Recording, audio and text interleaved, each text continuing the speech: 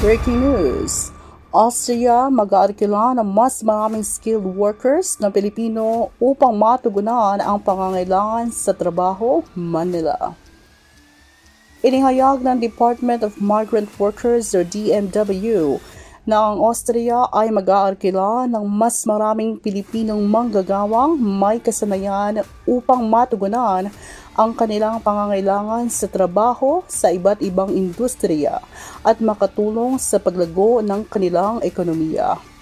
Noong Miyerkules, muling pinagtibay ng DMW at ng Republika ng Austria ang kanilang matagal ng pagkakaibigan at pagtutulungan sa larangan ng paggawa sa pagsisimula ng Philippines-Austria Friendship Week sa Mandaluyong City.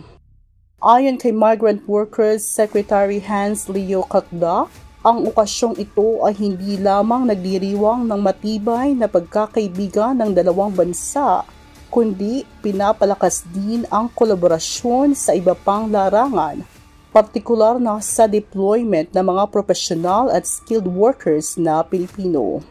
Sinabi ni Kakdak na nagpahayag ang Austria ng layuning mag-arkila ng karagdagang 500 manggagawang taon-taon at kasalukuyang inaayos ang pagsisimula nito.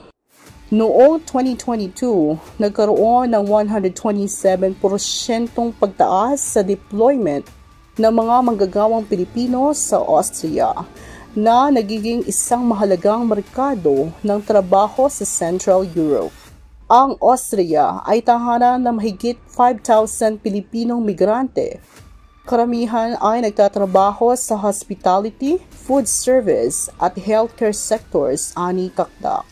Dagdag pa niya, ang pakikipagtulungan ng dalawang bansa ay hindi lamang nagsisiguro ng ligtas at etikal na recruitment ng mga profesional at skilled workers na Pilipino, kundi nagbibigay daan din sa mas maliwanag na kinabukasan para sa parehong bansa.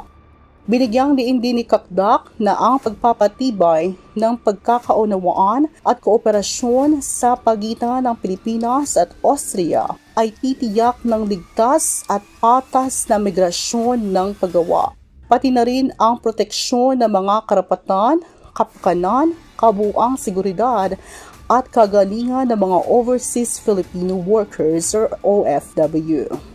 Sinabi naman ni Austria Federal Ministry of Labor and Economy Director General George Konetsky na ang Austria ay may maraming dekada ng mahusay na karanasan sa mga kwalipikadong manggagawa mula sa Pilipinas, lalo na sa sektor ng healthcare. Nagpapasalamat kami sa maaasahang suporta ng mga well-educated at skilled na manggagawang Pilipino na tumutulong sa amin na matugunan ang aming mga pangangailangan sa trabaho. Gayon din, nais naming tiyakin ang pinakamataas na pamantayan ng proteksyon sa pamamagitan ng pangako sa ligtas at etikal na migrasyon ng paggawa, sabi ni Konetsky. Inanunsyo rin ni Kakdak na magbubukas ang isang Migrant Workers Office or MW sa Vienna sa ikatlong quarter ng taon upang suportahan ang dumaraming bilang ng mga OFW sa Austria. Ang MWO ay magbibigay din ng gabay sa mga interesadong Austrian employer tungkol sa legal na proseso ng pagre-recruit at pagde-deploy ng mga manggagawang Pilipino. Sa kasalukuyan, ang Austria ay nasa ilalim ng jurisdiksyon ng DMW, MWO sa Milan, Italy. Mga awit 145 verse 9. Ang Panginoon ay mabuti sa lahat at ang kanyang mga malumanay na kawaan ay nasa lahat niyang mga gawa. For more contents and news like this, subscribe to our YouTube channel and click the notification bell. Thank you and God bless everyone.